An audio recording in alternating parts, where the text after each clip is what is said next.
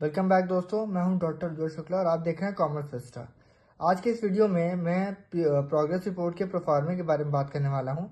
मैंने इसी से रिलेटेड एक वीडियो और बनाई थी जिसमें मैंने प्रोग्रेस रिपोर्ट का क्या कंटेंट है, वो कैसे लिखा जाता है और क्या दिखाया जाता है, उसको प्रीवियस वीडियो में मैंने एक्सप्लेन किया था।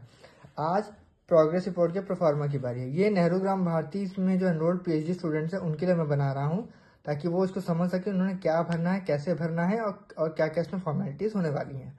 तो चलिए देखते हैं। मेन हेडर पोर्शन पे आप देख रहे हैं इंग्लिश हिंदी दोनों लिखा हुआ है। ये चीज मैं आपको बता दूं कि इस प्रोग्रेस रिपोर्ट के प्रोफार्मा को बाइलिंगुअल यानी हिंदी इंग्लिश दोनों में बनाया गया है और इसके 2 पेजेस हैं। एक रिसर्च स्कॉलर भरेगा, दूसरा उसका रिसर्च सुपरवाइजर भरेगा। ठीक है, तो यहाँ मैं हिंदी सेक्शन देखता जा रहा हूँ। जितने भी इंग्लिश वाले हैं वो इंग्लिश वाले इसको खुद भी देख करके इसको समझ सकते हैं। तो 6 माह प्रगति अवधि, तो इसमें मेन है कि आपको, जो कि आप सभी जानते हैं कि प्रोग्रेस रिपोर्ट 6 महीने की बनती है। तो जैसे मान लीजिए अगर आपको जनवरी से आपने स्टार्ट किया तो जनवरी से लेकर जून तक का या फिर जुलाई से लेकर दिसंबर तक का आपको पीरियड दिखाना है। फिर डिपार्टमेंट दिखाना है। जैसे अगर आप आर्ट्स फैकल्टी के अगर PhD स्कॉलर हैं तो आर्ट्स में कई सारे डिपार्टमेंट होते हैं, सोशियोलॉजी होता है, फिलोसफी होता है, वगैरह वगैरह। तो यहाँ पे डिपार्टमेंट शो करना है और यहाँ पे आपको मेन फैकल्टी जैसे आर्ट्स है या साइंस है जो भी है, और आगे इंस्टीट्यूट आप जिस भी यूनिवर्सिटी से कर रहे हैं वो। फिर रजिस्ट्रेशन नंबर एंड डेट आपको शो करनी है, ठीक है, जिस दिन से आपका रजिस्ट्रेशन हुआ है।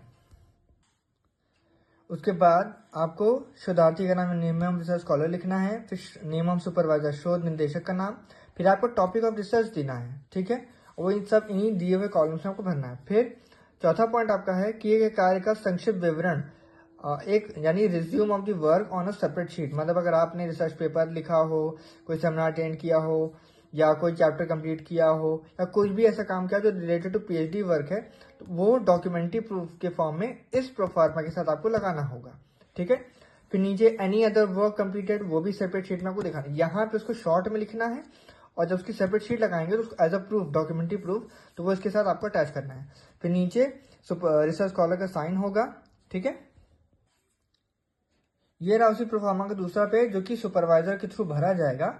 इसमें यहाँ भी बाइलिंगुअल फार्मूला है। मेन है कि यहाँ सुपरवाइजर आपके काम की क्वालिटी को जज करके उसके अकॉर्डिंग अपनी रिपोर्ट बनाएगा। ठीक है, तो यहाँ है कि मेरे विचार से शोधार्थी ने निम्नलिखित के संदर्भ में प्रगति की है नहीं की है, वो दिखाएगा कि प्रगति की है कि नहीं की, उस पर टिक करेगा और बाकी चीजें वो नोट करेगा। उसके बाद बाकी और फिर वही कि क्या आप द्वारा विधिवत हस्ताक्षरित कार्य विवरण शोधार्थी ने संलग्न किया। मतलब ये whether the resume of work duly signed by you is attached by the candidate. मतलब आपने जिस काम को वेरीफाई किया है, क्या कैंडिडेट ने उसको ड्यूली अटैच किया, मतलब इस काम के साथ अटैच करके आपको दिया है कि नहीं दिया है, ये सुपरवाइजर बताएगा। उसके बाद whether progress report submitted on time, in time और no progress report is due.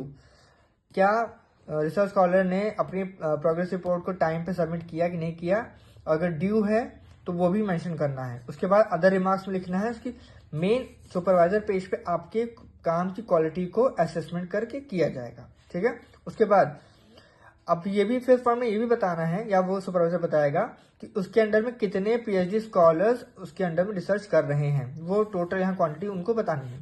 फिर सिग्नेचर ऑफ द सुपरवाइजर होगा, उनका नाम होगा, उनकी डेजिग्नेशन होगी और डेट होगा। डेजिग्नेशन में जैसे एसोसिएट प्रोफेसर हैं और कि प्रोफेसर हैं कि डीन है या फिर हेड हैं, जो भी है वो यहाँ लिखना होगा। ठीक है, फिर to be filled by the DRC। अब ये जो थर्ड कॉलम है, थर्ड पार्ट है प्रोफार्मा का, वो DRC के थ्रू भरा जाएगा, जिसमें DRC के जो मेंबर्स हैं वो उस पर्टिकुलर रिसर्च स्कॉलर के काम को असेस करेंगे, इवेल्युएट करेंगे और फिर उसकी क्वालिटी को यहाँ पे कमेंट्स के फॉर्म में अपने रिपोर्ट देंगे।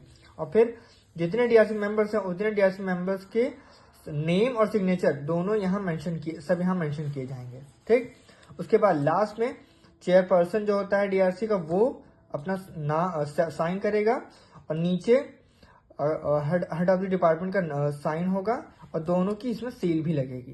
ठीक है, तो आई होप ये वीडियो आपके बहुत काम आएगा। अगर पसंद आए तो इसको जरूर चैनल सब्सक्राइब करना और आगे इस वीडियो को जरूर स्प्रेड करना ताकि और लोग तक मदद पहुंच सके। Thank you.